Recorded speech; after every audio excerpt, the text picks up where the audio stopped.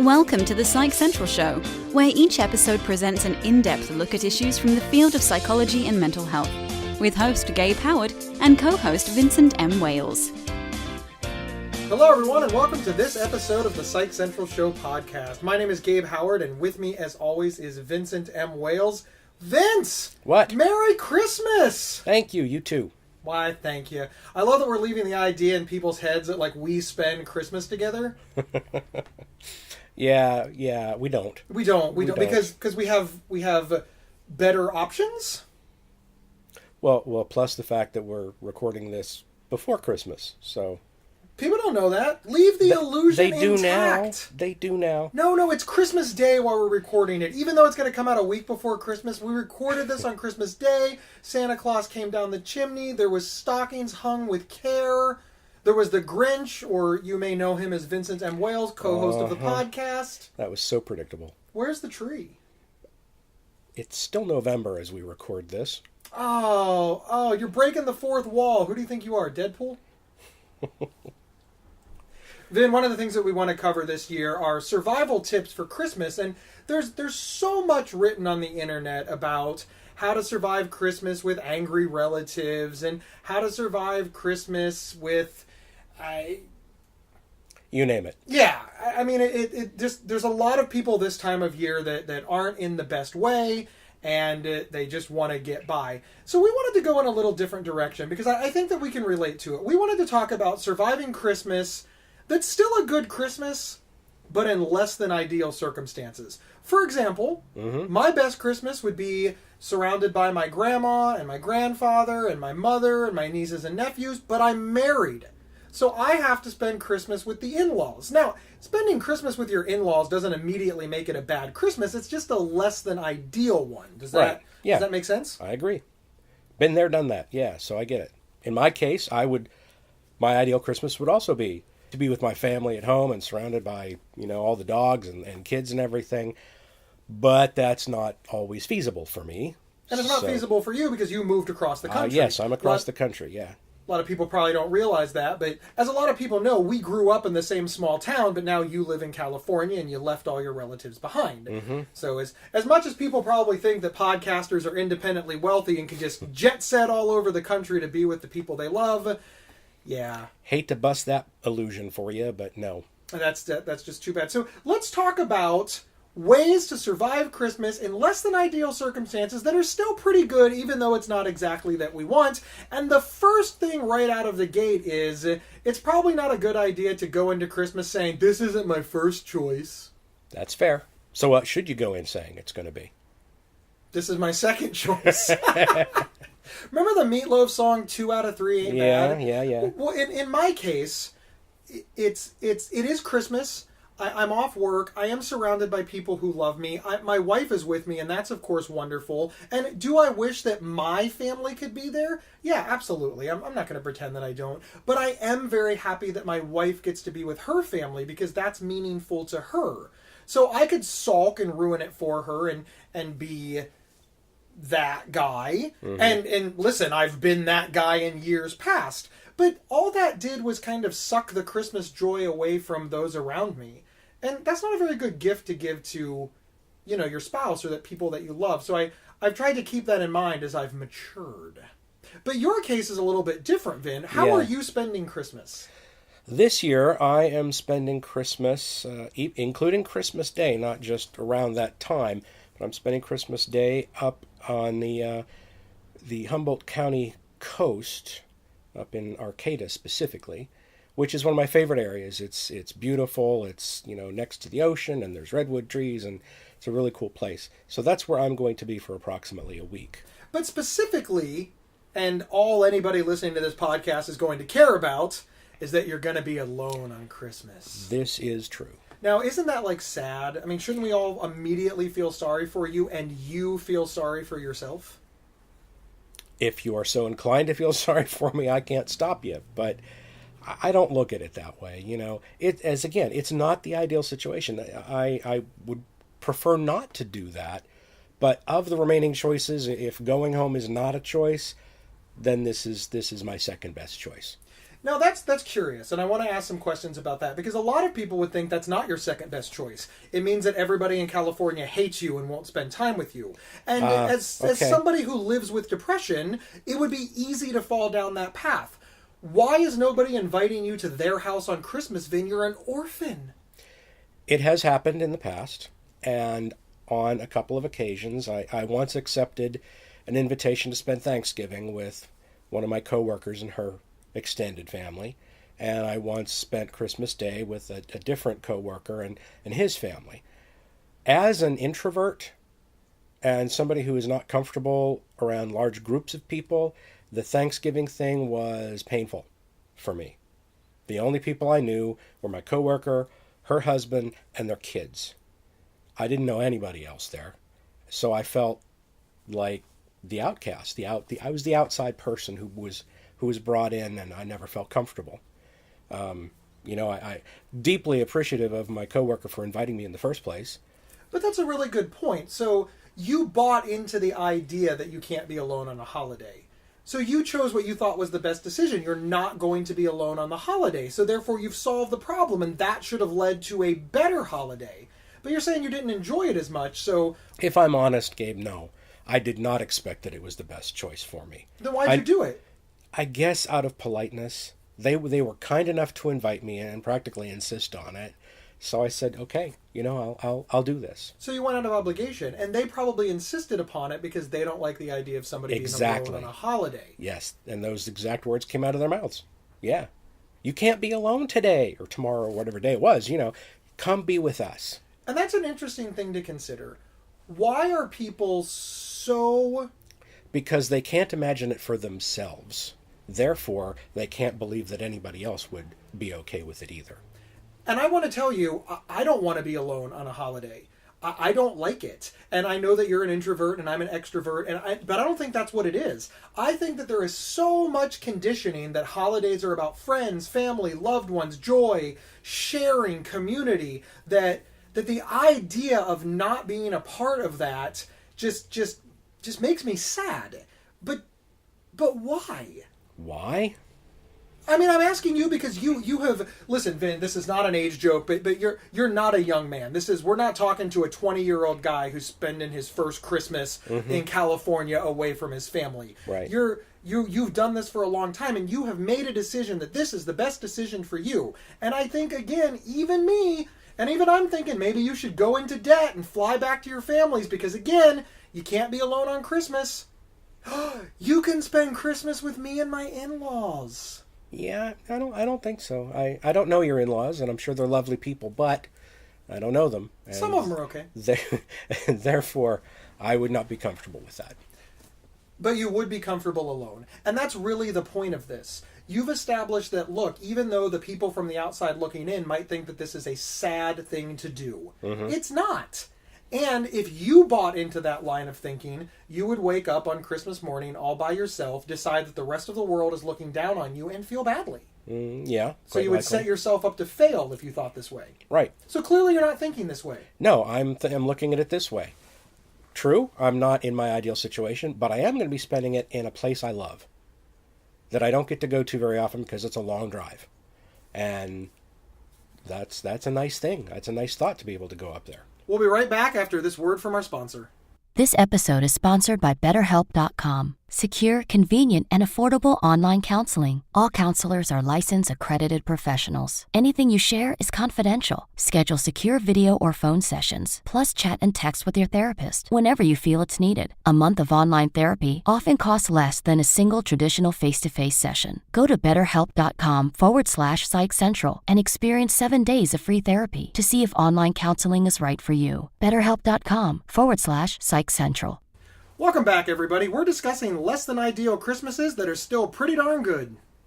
I remember early on in my adult life, and by early on I mean like 21 years old, I had to work on Christmas. I worked on Christmas Eve, I worked on Christmas Day, and full disclosure, I got like triple time and a half. So, sure, yeah. So I desperately needed the money, and that was worth it. But it made me so incredibly sad. Because I just thought, I can't, but everybody went on with their holiday, and I missed it. And that's exactly how I framed it in my mind. I missed Christmas. Right. I didn't get Christmas this year. And that made it even worse for me.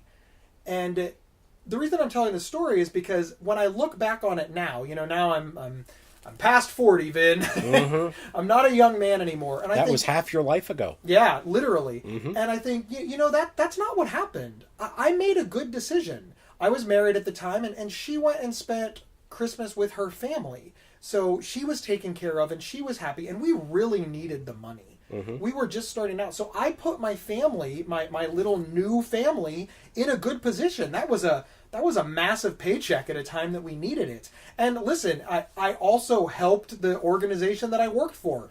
I worked for the power company. You know what people really need on Christmas Day? Power. So I did my part. If I would have looked at all of that, I wouldn't have been so miserable on Christmas Day. But you didn't. But I didn't. I had the oh, woe is me face. Right. And the reason I had the oh, woe is me face is because everybody around me were like, oh, you have to work on Christmas. And I bought right into it. Yeah. So one of the reasons I want to talk about this and why we spent, some time on it is because I am shocked at the number of people that feel bad for you, Vin. You don't feel bad for you, but all these people feel bad for you, including me. I'm going to call you Christmas Day and be like, hey, buddy. I'm not going to lie. Wait for the call. Okay, so obviously you can't speak for the other people, but you can speak for yourself. Why do you feel sad for me? Because Christmas is about family and community and being together and singing Christmas carols and all these traditions. And you can't have a tradition while you're all by yourself. Vin, nobody should be alone on Christmas. Isn't that like every Hallmark movie ever? I'll be home for Christmas. Yeah. The snowstorm won't stop me. Elvis is going to it'll be a blue Christmas without you. There are hundreds of thousands of people that are just so enamored with this idea. We've made $1 billion industry of it. That's even before we get to Christmas. We've made $1 billion industry about not being alone for Christmas. Right. So you're saying that you bought into all that? I've completely bought into all that. Okay. And I don't know why. And I would bet that the people listening to this show are thinking, that's a really good point. I mean, dude seems okay with it. Why do I feel bad for him? I'm sitting here across from you and I'm thinking, dude seems okay with it, but maybe he's stupid. But then I'm going to do the other thing that people seem to hate. And there is not a multi-million-dollar enterprise around spending Christmas with your in-laws, but there's still a lot of people that feel bad about it. There's a lot of conversations like, hey, what are you doing for Christmas? In-laws, oh. Yeah. And, I want to be the first to say they're not... I don't have some negative, tragic tale about how my in-laws beat me or put me in jail for marrying. Yeah, we agreed not to talk about it. Yeah, we agreed not. Yes. But no, my in-laws are fine people. They're just not my people. Right. And isn't that the rub? Yeah. It's not that they're bad people. It's not that I dislike them. It's not that I don't like spending time with them. Mm-hmm. It's that it's Christmas, and I'm supposed to be with my people. Right. It's supposed to be my people. Right. And more specifically, my traditions. Right. See, when I hang out with my wife and her people, it's her traditions, and you know what that means? If I'm doing her traditions, I'm not doing... Right. You're not doing yours, you're doing alien traditions. Which means I'm missing my traditions. Mm-hmm. Which means I missed Christmas. That's so sad, Gabe. I feel sadder for you than for me right now. You could call me. I could. Maybe I'll text you. You'll just send me a text. Merry Christmas. I hope you're doing well. I'll text back, save me, help.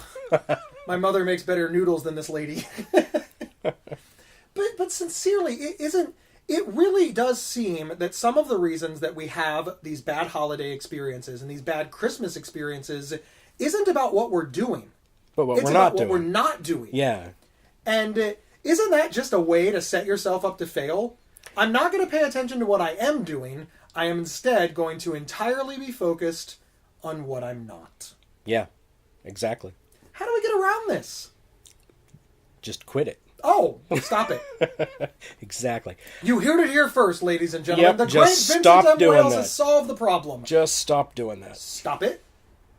Well, it's like so many things in life. You just have to have an attitude adjustment. You need to look at things from a different perspective. And like you said, Our instinct is to look at what we're missing out on instead of what we are having. And that's kind of backwards. It really is. In therapy circles, that's called reframing. And as a guy that lives with bipolar disorder, I see a lot of things in a lot of weird ways. We'll just leave it at that. Reframing has become a powerful tool for me because it really is easy to fall down the rabbit hole on what you're missing. Sure. I do love my grandma. I do want to spend Christmas with them. My mom's noodles are the best. Their cookies are better. They just are.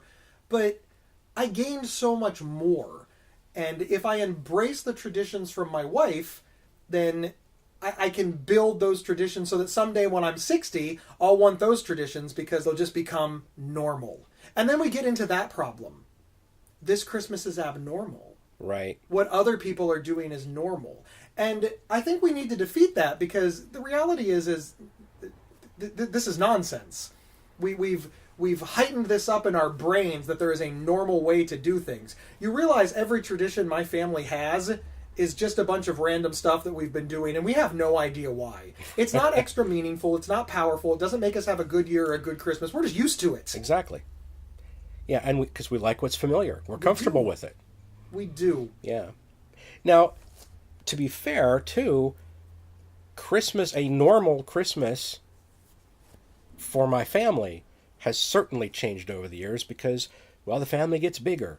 Kids grow up, they have kids of their own, and the next thing you know, instead of having, a nice little half dozen people, you got a dozen, 2 dozen sometimes people in the same house. And as an introvert, wow, that can be draining for me. And doesn't mean I don't love everybody, love their kids, because I do, they're great people and I miss them, but yeah, it's overwhelming sometimes. And that is a very interesting thing that you said there, that Christmases have changed. See, when I think of my family's traditions, I'm seeing every tradition from the eyes of like 5-year-old Gabe.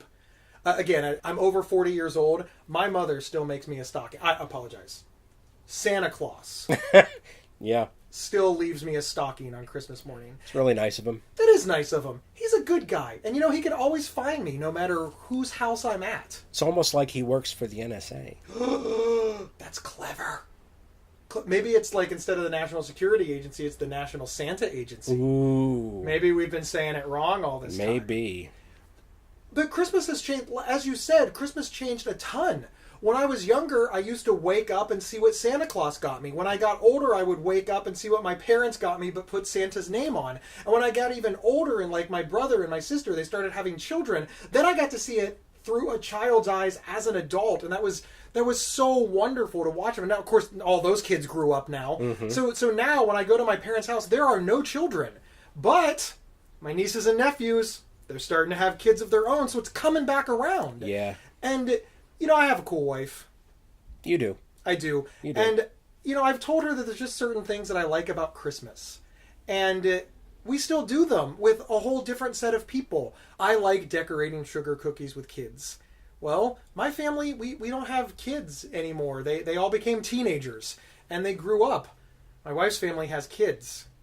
And they like to decorate. And they like to eat the icing. And I like to give them M&Ms when their mom isn't looking. And so the traditions live on. And This is now part of their Christmas every other year. Right. Every other year. Every other year. And, look, in a perfect world, everybody would live in the same town. I'd go spend half of Christmas with my wife's family and half of Christmas with mine. Or, when the podcasting millions come rolling in, I'll just get a giant house and I'll have everything together. Everything changes. Mm-hmm. And yet everything stays the same because on Christmas Day, I really am still with people that I love. Right. And it does seem kind of mean to say that I'm not with the right people. Right. And that's on me. Yep. But still... You need to reframe that. Yeah, I do. But you're with no people. So the reason that we did this podcast today is because... you have won an all-expenses paid vacation to come to my house for Christmas! Yay! Sorry, but I've already put the deposit on the place up north, and I can't get a refund on that. So. Oh, no, you need to reframe that you're not losing that money. Yeah, I am. Oh. Yeah, that would be a loss. Sorry. Oh. Yes. Oh. Well, it's California, so it might be burnt down before you get there. Then, you have won an all-expenses paid vacation to come to my house for Christmas. Yay! Sorry, but I've already put the deposit on the place up north, and I can't get a refund on that. So. Oh, no, you need to reframe that you're not losing that money. Oh. Yeah, that would be a loss. Sorry. Yes. Merry Christmas. Thank you. Same to you. Really? And a Happy New Year. And a Happy New Year. Yeah. I don't get a Merry Christmas. I just get a same to you. Yep. I'm going to reframe and pretend that you said Merry Christmas. See? I might even edit in a Merry Christmas. Congratulations for being able to do that. You're learning well. Merry Christmas and Happy Holidays, everybody. Thank you for spending almost all of 2018 with the Psych Central Show. And what's that? You haven't listened to every episode? Well, if you are like Vin and alone on Christmas, you'll have a lot of free time. And if you're like me and with your in-laws and you need a break, the Psych Central Show is there for you. Thank you, everyone, for tuning in. And remember, you can get 1 week of free, convenient, affordable, private online counseling anytime, anywhere by visiting betterhelp.com/psychcentral. We will see everyone next week. Thank you for listening to the Psych Central Show. Please rate, review, and subscribe on iTunes or wherever you found this podcast. We encourage you to share our show on social media and with friends and family. Previous episodes can be found at psychcentral.com/show. Psychcentral.com is the internet's oldest and largest independent mental health website. Psych Central is overseen by Dr. John Grohol, a mental health expert and one of the pioneering leaders in online mental health. Our host, Gabe Howard, is an award-winning writer and speaker who travels nationally. You can find more information on Gabe at gabehoward.com. Our co-host, Vincent M. Wales, is a trained suicide prevention crisis counselor and author of several award-winning speculative fiction novels. You can learn more about Vincent at vincentmwales.com. If you have feedback about the show, please email talkback@psychcentral.com.